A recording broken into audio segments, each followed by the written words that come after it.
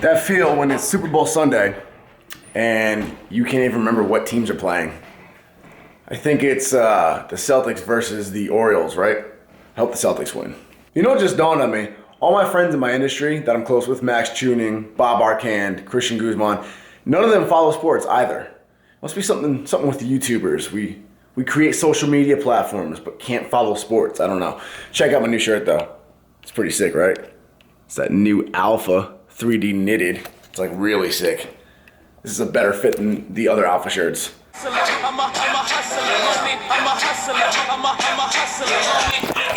Remember that song? That's a throwback. I don't know why it was stuck in my head. It was randomly stuck in my head. And then I'm playing it and then it brought back a ton of memories. When that song came out, I think I was in junior high, 7th or 8th grade.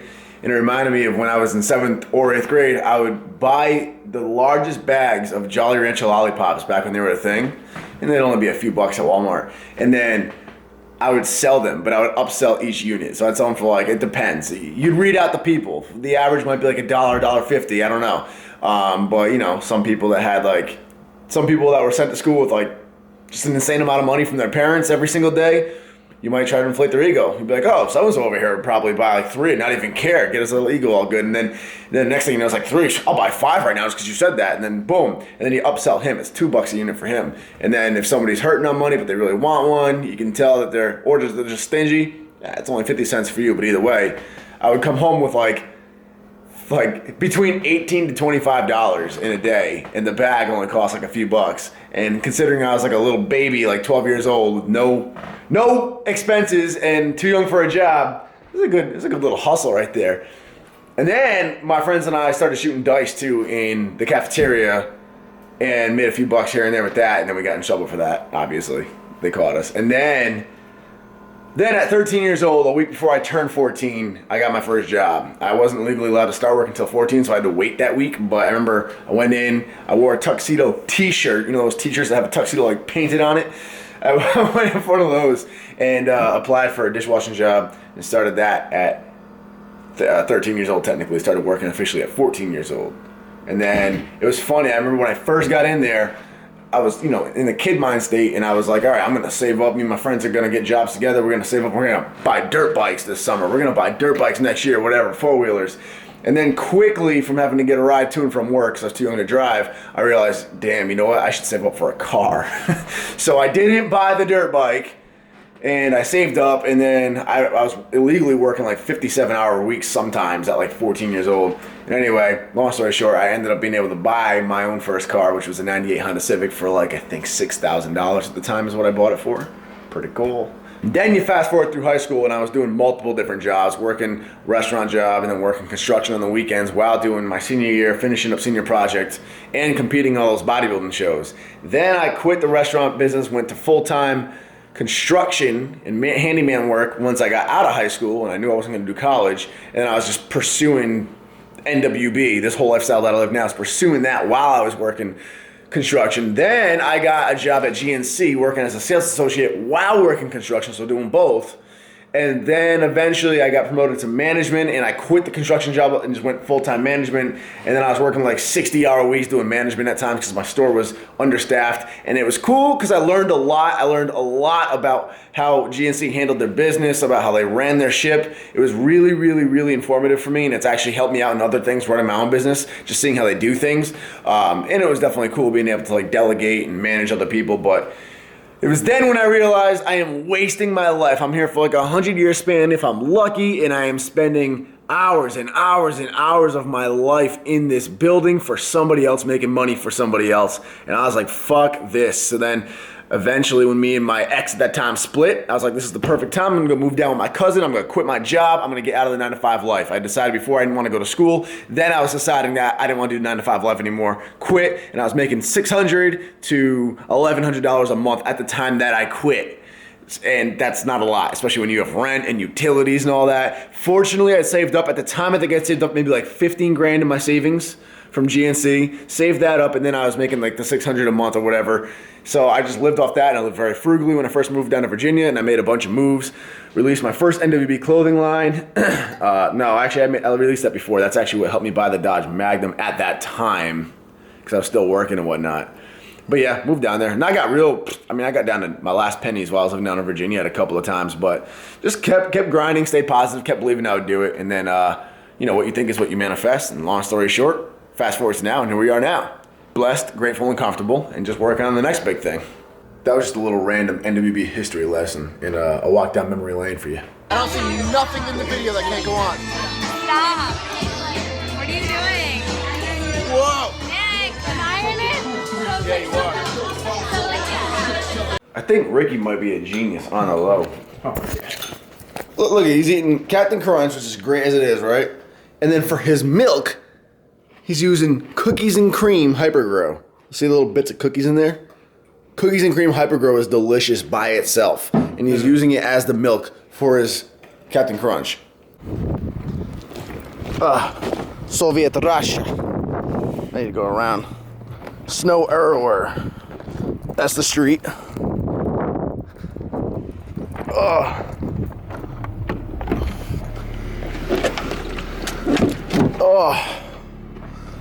Whoa.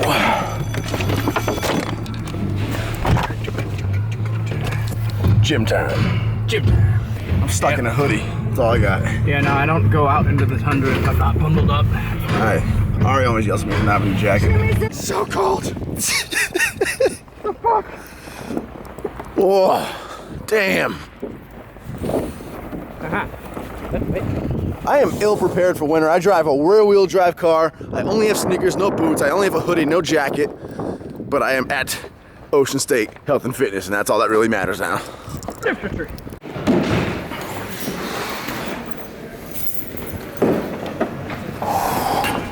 It is not warm. Ooh, they're painting. Hey, what's going on, Mike? They're painting. That's cool. Hey, Look at the walls. I see my... What's going on, brother? How you been?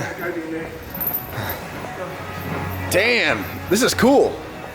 I see my club enhancement fees. Go for something.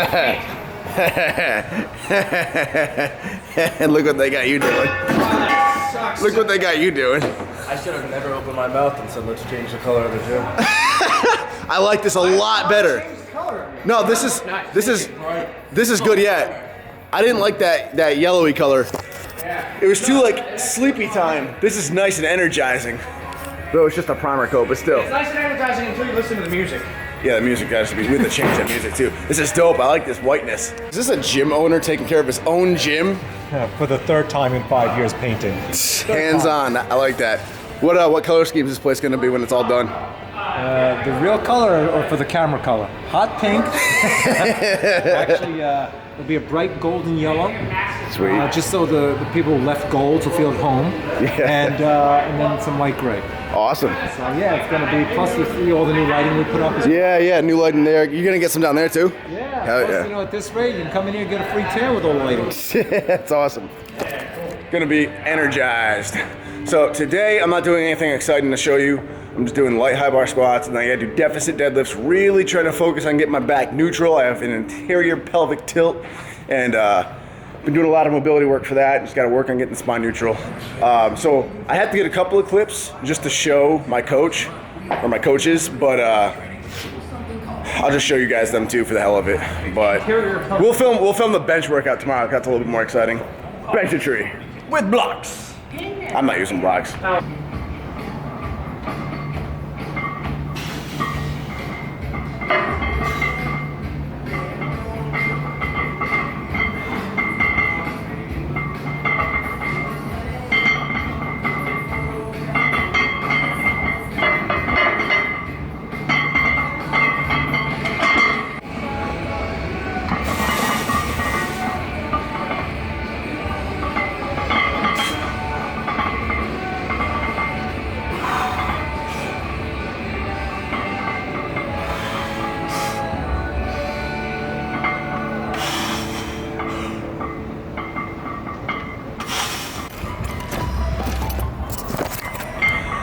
I forget my anis on deadlift day like it's my job.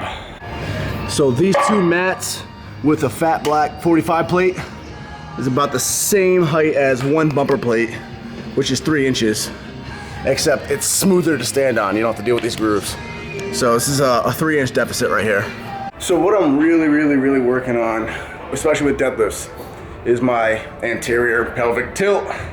Brett pointed that I have that out on email, and I'd already been kind of looking into that. So I spent a lot of time watching videos on what can cause it and really how to fix it.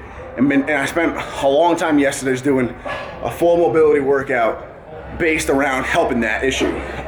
So now what my focus is really trying to focus on pulling myself into a neutral spine position. And doing it on a deficit will also get my quads more involved too. And it's definitely a big challenge for me because I feel like I'm going to arch my back and my mid and upper back stays nice and neutral, but my lower back will kind of round over. So focusing on really trying to fix that. So that's really what I'm trying to focus on, keeping that lower back neutral as can be while pulling. So that's the focus for today. So a couple of notes about how everything feels with the super neutral lower back. My lower back actually feels more fatigued from it for some reason. And then on top of that, I also noticed that I feel like my upper body, my shoulders get pushed a little bit more forward than usual. So I actually feel the weight falling onto the balls of my feet a little bit more than onto my heels when I keep that neutral back. And there was like the third rep into my second set, I felt my old form come back, and that was like the first time I felt all the weight on my heels again. So that's kind of a weird thing, but just noting what I feel as I work on it for progression's sake. Okay, notes for the end of the video. Started getting it down, and I started feeling a lot better. I think I just need to get the motor pattern down so it's second nature. And when I stop thinking about the setup so much, it'll just feel a lot smoother. So, just my thoughts. Thanks for watching this boring ass video. This guy was like, fuck that garden.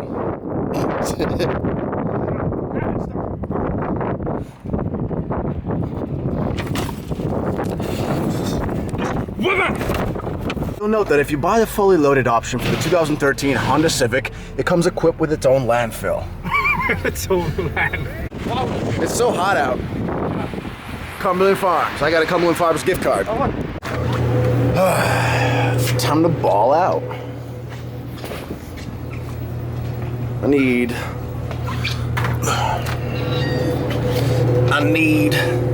Oh, it's the last of the good flavor. These are tolerable. Do they have better flavors here? Oh, and here we go. Gotta get a few of these. 2 for $4.99.